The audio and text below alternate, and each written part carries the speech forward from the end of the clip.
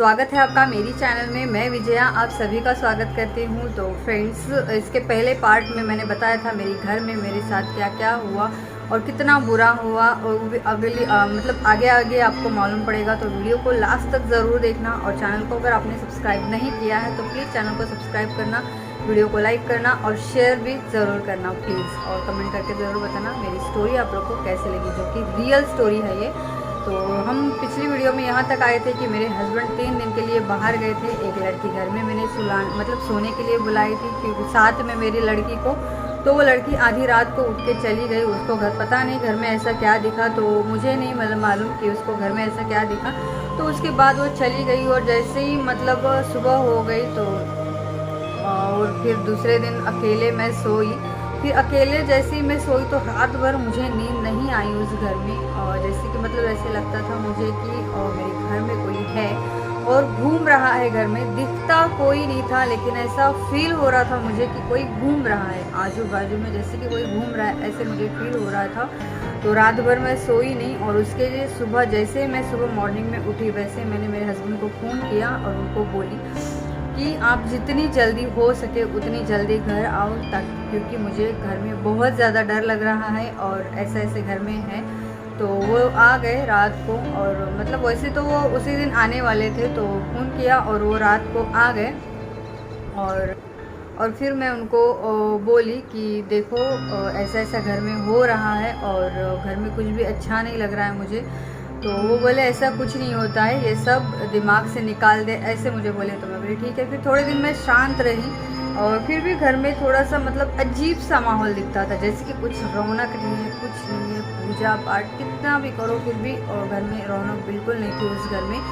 और थोड़े दिनों के बाद मेरे भाई की शादी हो गई, मेरी बड़ी भाई की शादी हो गई, और मेरा बड़ा भाई और मेरे घर पे रहने के लिए आया। मतलब 4-5 दिन के लिए मैंने ही उसको बुलाया था, ताकि मतलब नई शादी हो गई है, और भैया और भाभी को मैंने ही मेरे घर पे बुलाया। और घर पे बुलाने के बाद मेरे जो भैया है वो हम लोग रात को सोए, सब एक ही रूम में सोए रात को। मेरी भाभी, मेरे भैया, मेरी छोटी वाली बेटी और मैं, मेरे हस्बैंड, सारे हम लोग एक ही रूम में सोए। बात करते करते हम लोग सो गए, और सभी लोग सो गए। और मेरा भाई आधी रात को उठा, उठने के बाद मतलब उसको ऐसा लग रहा है जैसे घर में पायल की आवाज़ इतनी उसको आ रही है, इतनी उसको आ रही है। उसको लगा कि शायद दीदी ने पायल पहनी होगी। तो वो मैं उठा हूँ तो जानबूझ के वो मुझे डरा रही है पायल की आवाज़ से, ऐसे मेरे भाई को लगा।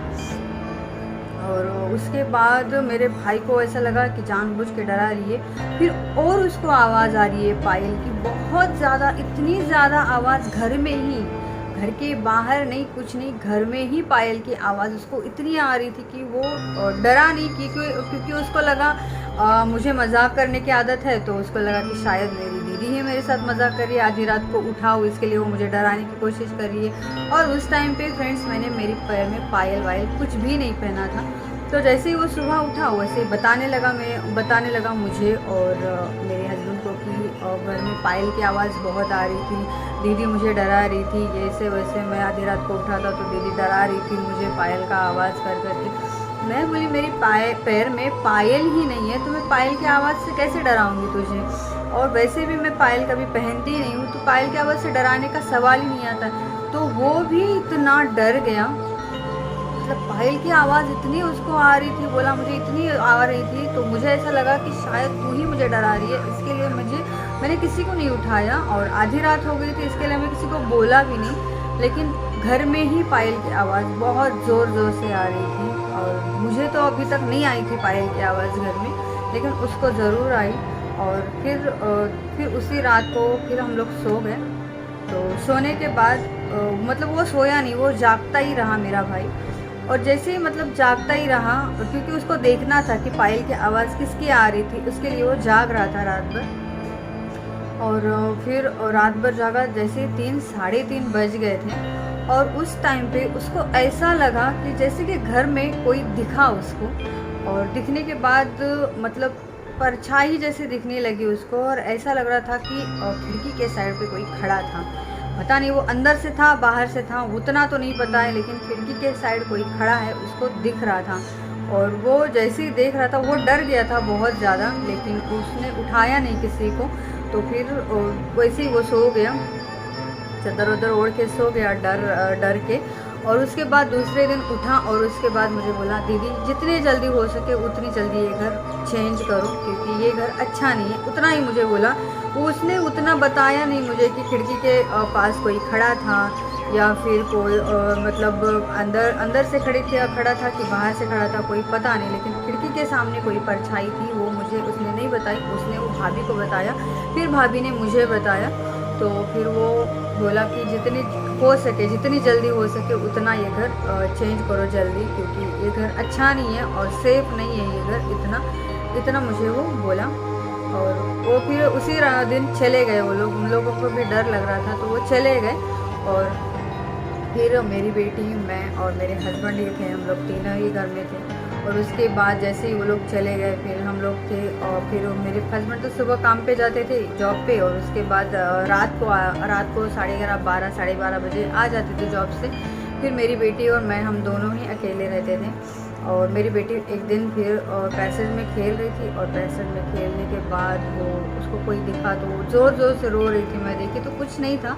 और मेरे सामने वाली रूम जो है ना वो भी खाली पड़ा हुआ था, उस रूम से भी बहुत अजीब अजीब उस दिन आवाज़ें आ रही थी। तो मैं दरवाज़ा ज़्यादा खोलती नहीं थी, घर में भी वैसे ही और सामने वाली रूम भी मेरा वैसे ही था। तो एक दिन हुआ क्या, मेरी बेटी सो रही थी, मतलब मेरा भाई जैसे गया उसके दूसरे तीसरे दिन ही मेरी बेटी सो रही थी, छोटी वाली, और उसको 1 साल की थी वो, और सो रही थी। और उसके बाद उसको अचानक से पता नहीं क्या हो गया, वो बहुत ज़ोर से रोने लगी और उसकी आंखें जो है वो इतनी, उसने मतलब एक छोटी सी बच्ची आंखें गोल गोल कैसे घुमा सकती है, मुझे बताइए ज़रा। उसने अपनी आंखें इतनी गोल गोल घुमाई, मुझे डाउट हो गया कि ऐसा क्यों हो रहा है, मतलब एक छोटी सी बच्ची इतनी दो गोल गोल आंखें कैसे घुमा सकती है। तो मैं समझ नहीं पाई वो बात को, तो लेकिन मुझे ऐसा लगा कि ऐसे ही हुआ होगा। और आई और मेरा चेहरा, मतलब मेरे पास आई और मेरा चेहरा इतनी गौर से देख रही है, मतलब ऐसा कभी हुआ नहीं था पहले। इसके लिए मैं खुद हैरान हो गई थी कि ये ऐसा क्यों कर रही है। आखिर में मैं भी डर गई। और उसके बाद दूसरे दिन वो इतना बीमार हो गई, मेरी बेटी बहुत ज़्यादा बीमार हो गई, मैं इतना डर गई थी। और उसको एक उल्टी आ गई, और उल्टी में पता नहीं, मैं इतना डर गई, डॉक्टर के पास लेके गई है, वो बहुत कुछ किया लेकिन कुछ फ़र्क नहीं पड़ा। फिर कहीं जाके हम लोगों ने उसको दिखाया, तब जाके वो ठीक हो गई। और फिर बाद में मैं मेरे हस्बैंड के पीछे पड़ी कि मुझे इस घर में रहना ही नहीं है, मुझे ये रूम चेंज करना है। लेकिन मेरे हस्बैंड बहुत ज़्यादा ज़िद्दी थे, तो वो रूम चेंज करने के लिए रेडी नहीं थे। तो मैं बोली, मुझे अगर आपको अगर रूम चेंज नहीं करना है तो मुझे यहाँ पे रहना ही नहीं है। मैंने उनको डायरेक्ट उनको बोल दिया। तो उसी बात पे वो मुझे इतना चिड़चिड़ करने लगे, इतना। पहले तो हम दोनों में कभी मतलब झगड़ा नहीं होता था, कभी चिड़चिड़ नहीं होती थी, कभी कुछ भी नहीं। लेकिन जैसे ही उस रूम में आ गए, 4-5 महीना हम लोग उस रूम में रहे, और उसके बाद जो हम लोगों का चालू हो गया, पहले तो हम लोग अच्छे से रहते थे। और एक दिन जैसे ही मेरे हस्बैंड को मैं बोली कि इस रूम में मुझे रहना ही नहीं है, तो मैं उसी रात को 11 बज गए थे और मैं किचन में बर्तन धो रही थी, और मेरी बेटी को बाजू वाले लेके गए थे खिलाने के लिए। तो वो बाजू वाले घर में खेल रही थी और घर में मैं अकेली थी उस टाइम पे, और मैं बर्तन धो रही थी किचन में बर्तन धो रही थी। और मैं बर्तन जैसे मैं धो रही थी तो वैसे ही मैं सोच रही थी कि रूम चेंज करना है, मुझे यहाँ पे रहना ही नहीं है, ऐसा वैसा मैं सोच रही थी। और जैसे मैं सोच रही थी वैसे ही मुझे ऐसा लगा कि मेरे पीछे कोई सफ़ेद साड़ी में खड़ा है। सीरियसली देखो, मेरे बदन में रोंगटे खड़े हो रहे हैं, और सच में मुझे ऐसा लगा कि मेरे पीछे कोई खड़ा है, सफ़ेद साड़ी में, सफ़ेद कपड़ों में कोई खड़ा है। ऐसा फील हुआ मुझे कि सीरियसली गाइस, मुझे ऐसा लग रहा था कि रियल में खड़ा है मेरे पीछे कोई। और जैसे मैं देखी तो वैसे मुझे कुछ दिखा नहीं, लेकिन 100% मेरे पीछे कोई था, सच में कोई था। और उस दिन मुझे सिर्फ वो दिखा था, भूत सफ़ेद कपड़ों में मेरे पीछे खड़ा है। पहली बार मुझे वो दिख गया था, लेकिन मुझे बार बार घर में ऐसा महसूस होता था कि घर में कोई है, घर में कोई है, तो लेकिन दिखा नहीं था आज तक। लेकिन उस टाइम मुझे पहली बार उस घर में दिखा। मेरे पीछे बर्तन धोने के टाइम कोई खड़ा है सफ़ेद कपड़ों में, लेकिन जैसे मैंने पीछे मुड़ के देखा वैसे कुछ नहीं था। मैं इतना डर गई, जैसे मैं बर्तन वैसे ही छोड़ी और बाजू के घर में जाके बैठ गई जब तक इसके पापा नहीं आते हैं तब तक।